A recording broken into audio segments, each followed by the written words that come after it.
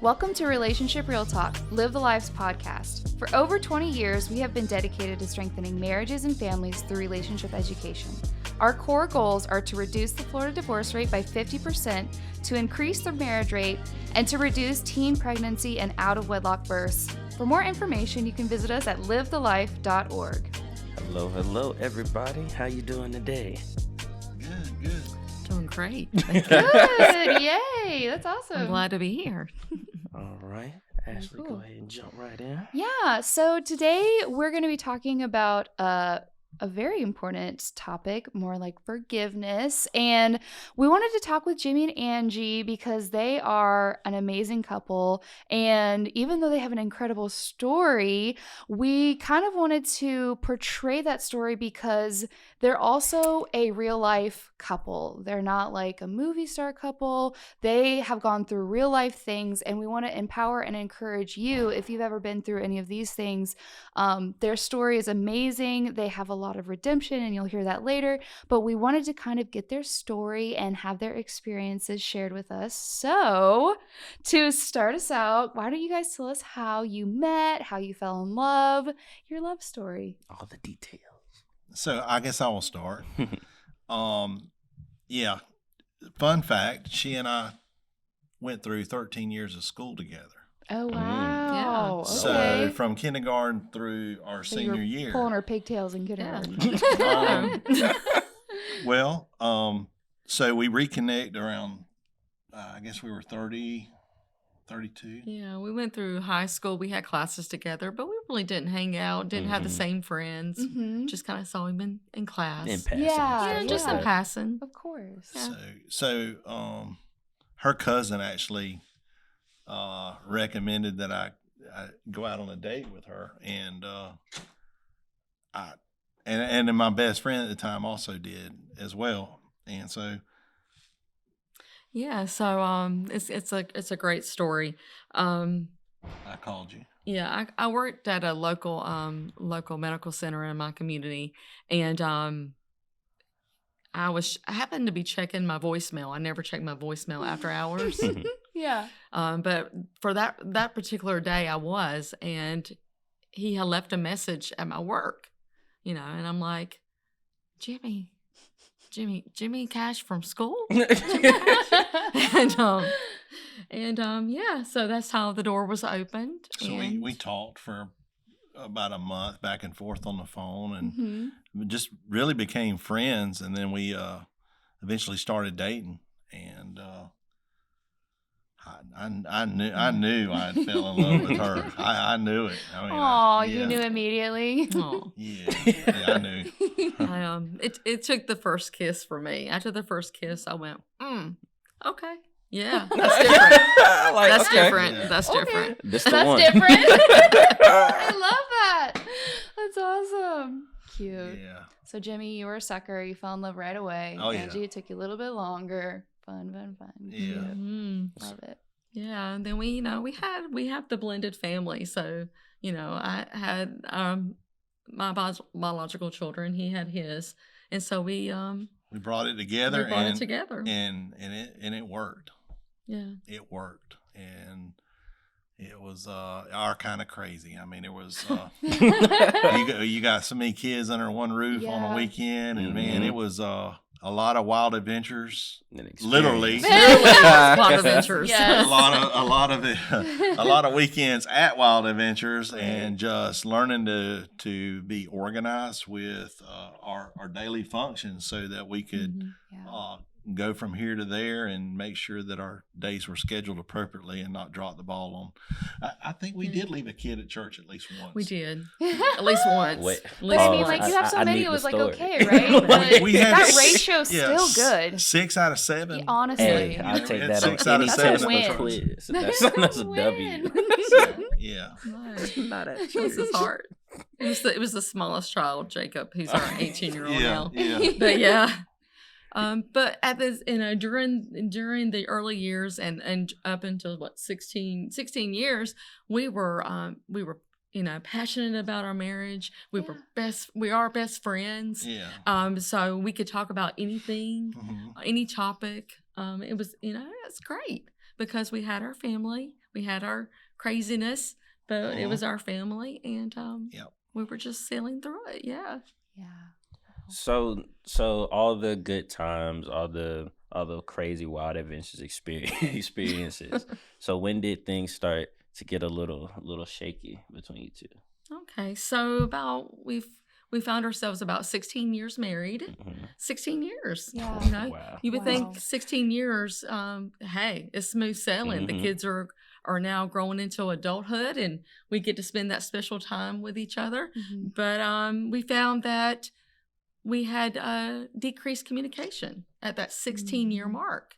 And then as the communication decreased, so did the emotional and physical intimacy. Yeah. Yeah. So we're kind of just doing our We careers we and were getting, very career Yeah. minded Mhm. individuals, and my career was taking off, and her career was taking off, and Yeah. I found myself becoming more and more selfish Mhm. about my time, Mhm. and I just I look back now and I learned that there's some things you don't know until you realize you don't know them, and Mhm. I didn't know what I didn't know back then, and that was that I had became a very a difficult partner in life with her. I mean, I wasn't listening anymore. I wasn't engaged in what was a concern for her wasn't a concern for me. Right. And I remember there was a point where I was walking out the door one evening to go and perform whatever duties that was required of me in law enforcement at the time. And my mind's on going out the door and accomplishing that task. And she's trying to catch up with me and give me a briefing on What's going what on? is Yeah. what is important to her. And I Mhm. remember turning around and I asked her, I said, "Why are you so needy?" Mm. Wow. Mm. Yeah. And what'd that do to you? Oh, yeah. It kind of broke something inside of me. It Absolutely. really just, I was like, okay, so I'm needy now. So let's be less needy. Yeah. And so I kind of went into full force into, getting my bachelor's degree, and was working towards my master's degree. And during that time, I did a lot of homework, and I did a lot of homework on my laptop in the bedroom, and Mhm. he was in the living room. Mhm. And we used to touch base with each other during the day at work, when we're at work, and then that stopped. And I actually had with the counseling, the individual counseling that I went through, she had to literally say, "Angie, that's not normal, right?" But with Yeah. law enforcement family, Right. that is normal. Mhm. Is that a healthy normal? Right. But it's normal. Yeah. So where, Yeah. you're trying to connect with him and he's like, "Oh my gosh, why are you so needy?" It just makes you Mhm. want to pull back even further where you're Mhm. trying to bridge that Yes. gap. Mhm. And then Yes. and then it's like, "Okay, well, I guess I am too needy. I don't want to bridge the gap anymore. I'm spacing myself away and away and away." So, what was the basic point where you just guys got to the just rock bottom like, "Okay, something has to change." So with on my part, with the 5 years of the decrease in the communication, the emotional physical Yeah, so intimacy. that was a gradual Yeah. decline. That Yeah. wasn't an Yeah. overnight No, for thing. sure. So there Yeah, was but it was a factor. there was Yeah. there was some events that led to the rock bottom, Yeah. and it was probably about a 5-year decline, right? Yeah. Right. And then at the same time, during the last 3 years of that 5-year span, my dad started decreasing in health. He was in the last stages of Parkinson's Wow. disease. I'm sorry. And I became the co-caregiver with my mom. I'm the only child, so it Mhm. became my responsibility to help my mom with my dad. Yeah. So with that saying that, I became emotionally overloaded, drained, Yeah. and then became bitter and resentful because he wasn't there for me emotionally and physically, because he was more at work, Yeah. diving into his career. Mm-hmm. Yeah. to add to that, my parents went through a divorce during that time. Wow. Married 43 No, years. wow. Yes. Yeah. Um, Wow. Yes. You know, and her dad dying, and there was just some significant life-changing events that occurred that either one of us could look back on and put our finger on and say, you know what, that mattered to me, and and I know this mattered to you. And I look back and I regret and I'm sorry for not meeting her needs during that time for what Yeah. mattered. So it was rock bottom, Yeah. especially when we got to a place where we stopped talking. So Yeah. Yeah. And then the day came, and we both really had enough of our current relationship and the way it was heading. So he elected to move out, and we separated. And communication was happening about divorce during that time. Wow. And during that time, I got engaged in an affair, and it was just a matter of time before the wheels came off of that. And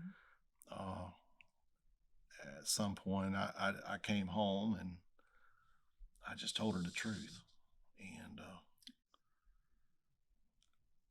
I recall on that day that when I told her what I'd been up to, that I remember her saying,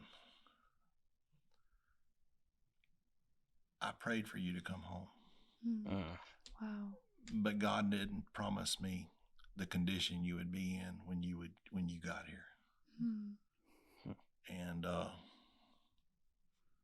you want to talk about that for a minute? Yeah. So is it okay if we get into that? Oh, yeah, Okay, great. Floor is yours. So first you have to realize what you contributed at that point. I had to do a little bit of self-reflection, and it was difficult because I did want to see, but then you don't see how you contributed to the breakdown of your marriage. So when he moved out, I began a prayer journey, and getting more personal and intimate with God and real with God. Yeah. This isn't how it was supposed to be, God. We were supposed to be, this was supposed to be the nice, sailing, financially comfortable years for us. And so there was 5 weeks that I stayed in my prayer room. And each week, God was faithful in order to get me through those weeks. Wow. He always gave me homework. First, I had to do some repenting on my behalf, and then I had to do some forgiving.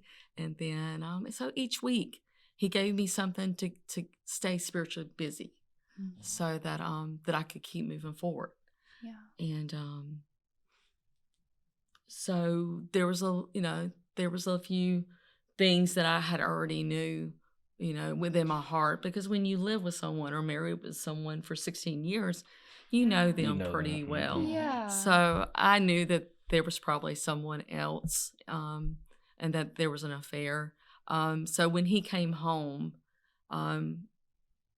it was about the 5th week, and I started losing hope. I'm like, okay, so Lord, if this is not the way it's supposed to end up, then give me peace. And I remember asking him one final question: do you want to try to work this out? Let's go to counseling. And I remember him just crying and saying, I'm sorry, it's just, I don't think it's going to work. And so that's the day that I kind of said, okay, enough is enough. I'm going to go to the lawyer. And that was a difficult choice for me. Yeah. And for him, because I could hear it in his heart and his voice that he was in pain. And yeah. So on my end,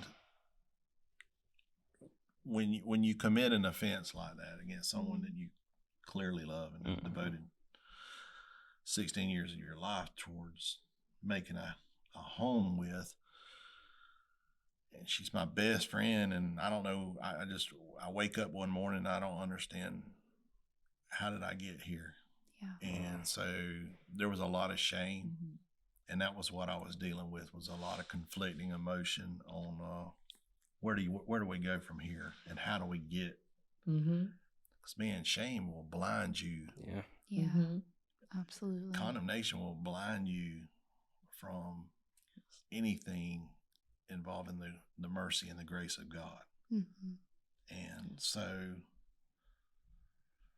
I have a friend of mine that's a pastor, and he's actually our pastor now. And but he was a good friend of mine, and I called him, and he called me back, and it was on a weekend before the weekend leading into the Monday where I came home, and he said, "Do I need to come home or come back to Perry?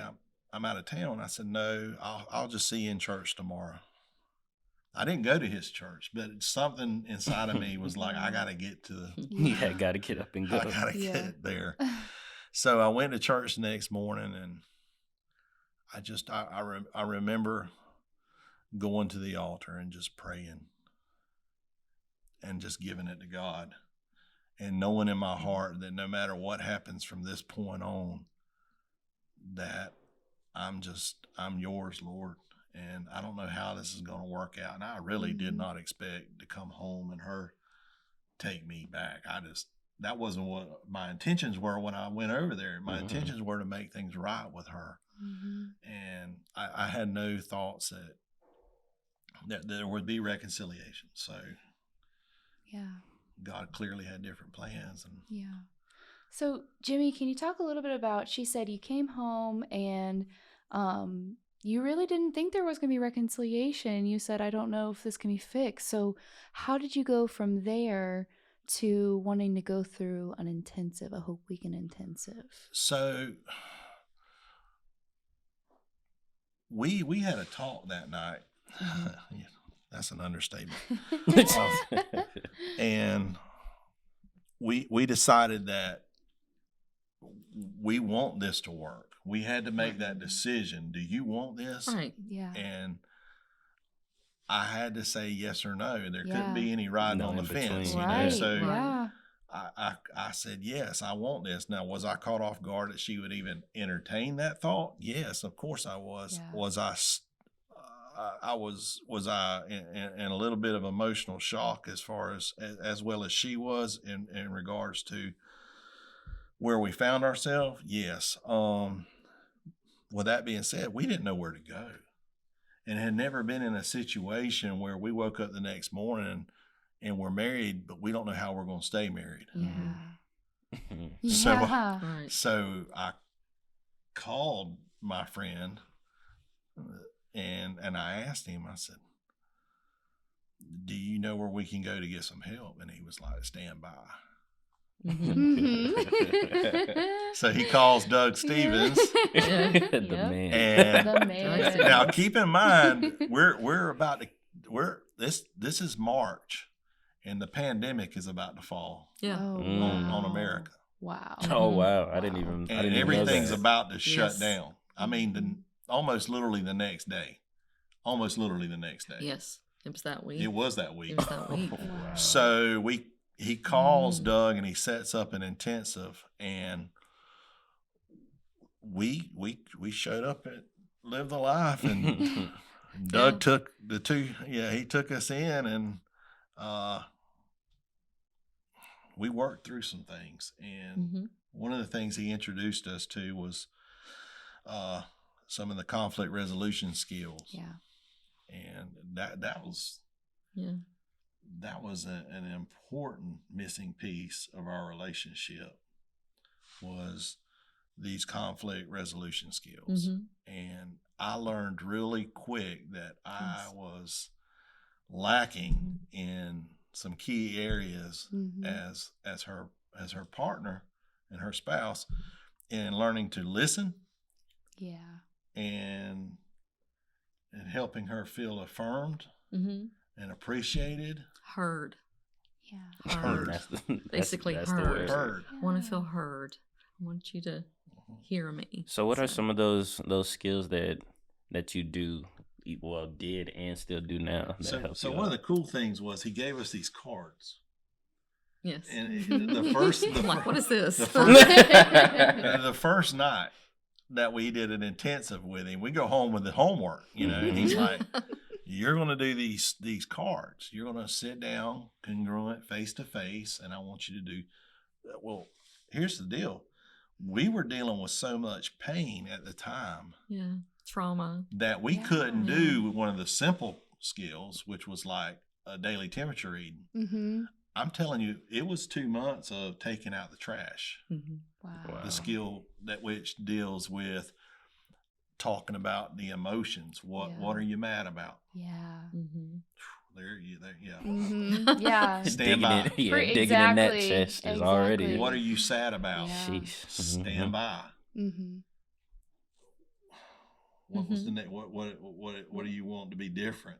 Mm-hmm. I mean, it was just we had to just pop the top and deal with it, you know. Yeah. So, what that skill did was gave her a safe place, Yeah.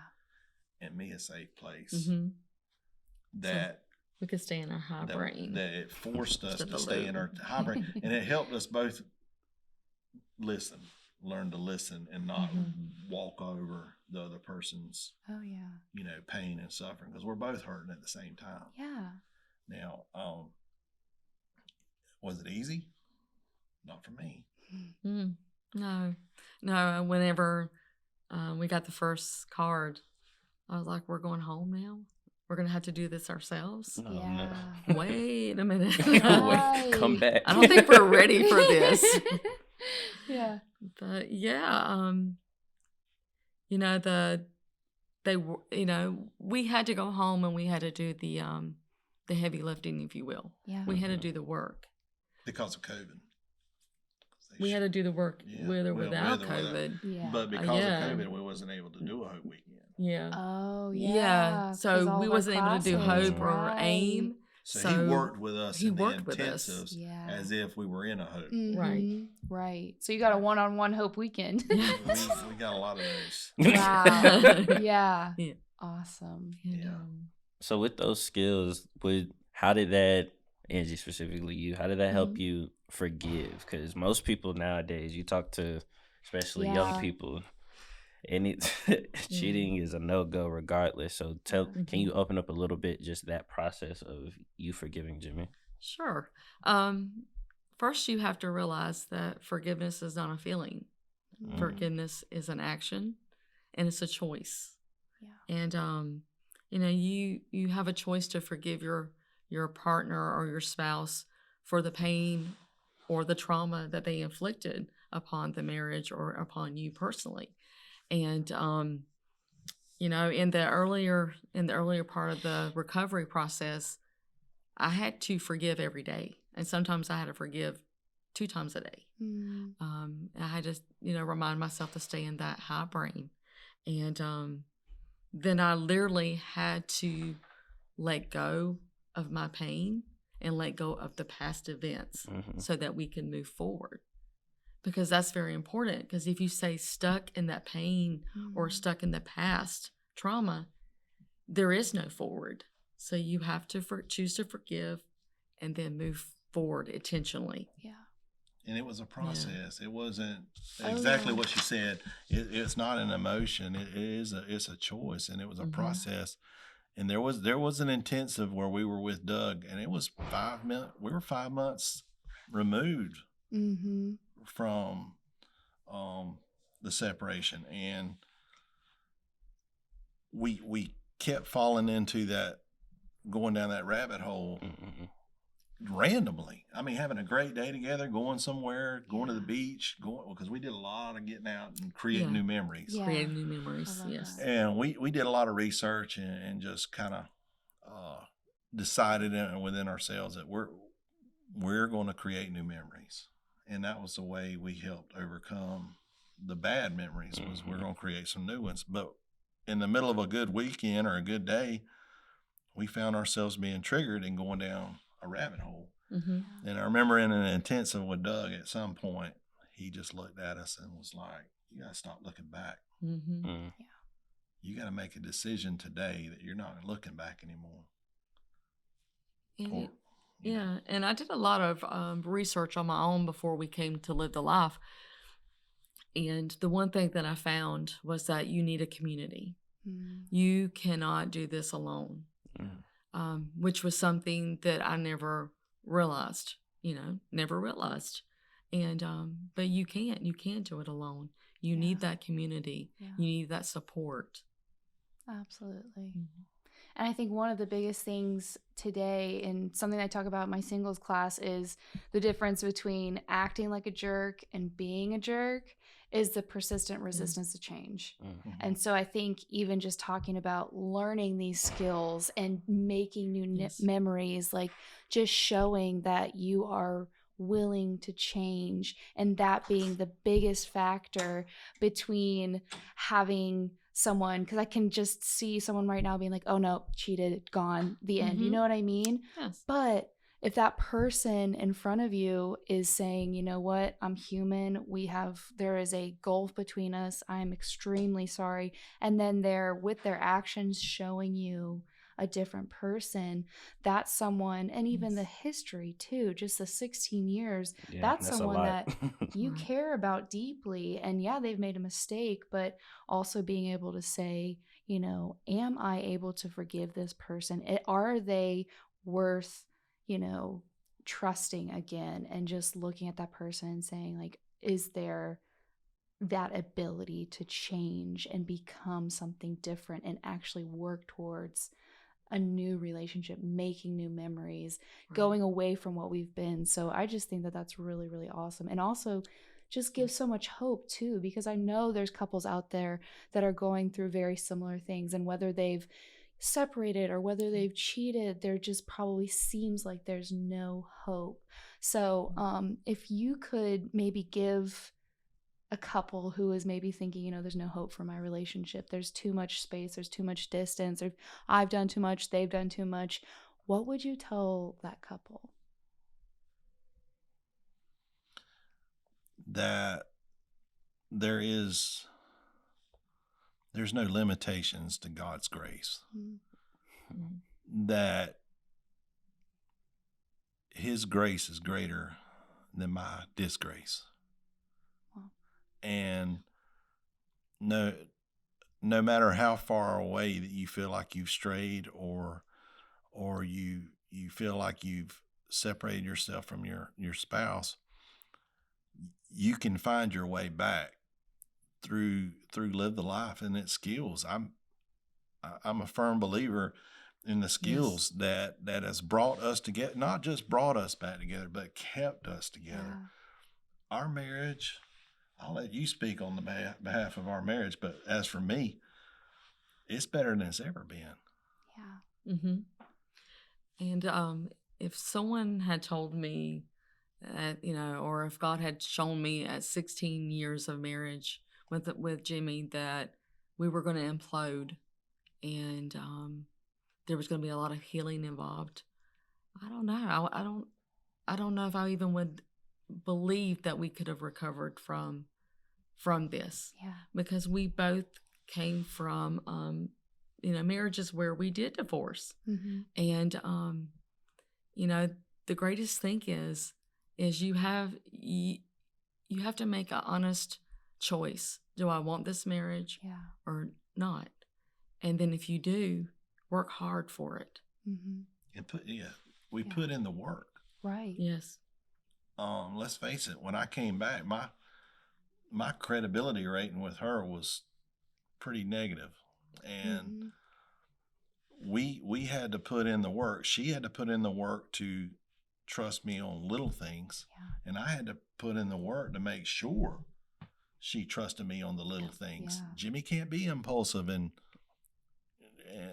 do impulsive Jimmy things anymore, as far as just living the life that he wanted to live and just come home when he wants to come home and all that kind of stuff. You come home when you say you're coming home, and just start off with little things like that. So we put in the work. We worked out the skills. We went through the taking out the trash. We did that for a couple of months. And then when we got back, we kind of downgraded to a dialogue guide, which is always fun. eventually we got to where we were DTRing, and That's awesome. one of the things that I want to fall back on is say that to any couple out there, that if you can't do anything else with your spouse right now, sit level and congruent with them every Yes. morning. If you can make the time, hold hands, look each other in the eye, and pray for her, Mhm. and let her pray for you. Yeah. Because I promise you, you can't stay mad at somebody if you're praying for them. That's very Yeah. true. And Yeah. that's an important. Yeah, that's hard to do. I'm not gonna. Yeah. You got something else going on. Yeah, that you can still- right. So true. Wow. Any other questions or thoughts, Alfonso? No, that was I was caught listening more than thinking for real. But I do want to touch on one thing. Actually, you said that adjustment of you putting in the work. Now you can't be that spontaneous. You checking in and stuff like that now. How? Because I know most men listening to that, they would still like that's a pride factor. So let me go ahead and tell you that was a stipulation that going in that she and I had to come to an agreement with, that when I'm 70 years old Mm-hmm. and she wants to know where I've been, it's my responsibility to be upfront, transparent, and tell her where I've been. Mhm. And it's it's on me from here on out to make sure that she feels safe in the relationship. And that's just a stipulation that I've accepted, and I'll gladly take to keep her safe and happy in a marriage with me. So That's awesome. Yep. That's Yeah. awesome. I'm like over here because like my previous relationship, like that's something that would have never happened. And that's why I'm saying I was with someone that had persistent resistance to change. And so just to see that, there's nothing that is too much for you to do for her. And there's nothing that he could do that would make it so, you know what? No, I can't do this anymore. So I just think that that's really, really beautiful. So But speaking of the skills, we are now offering free classes in Florida through our Healthy Marriage Initiative grant. And if you are interested, check out livethe.org/aim. And thanks for listening, everyone. I hope you feel educated, encouraged, and empowered to thrive in whatever relationship you're in. Have a good one.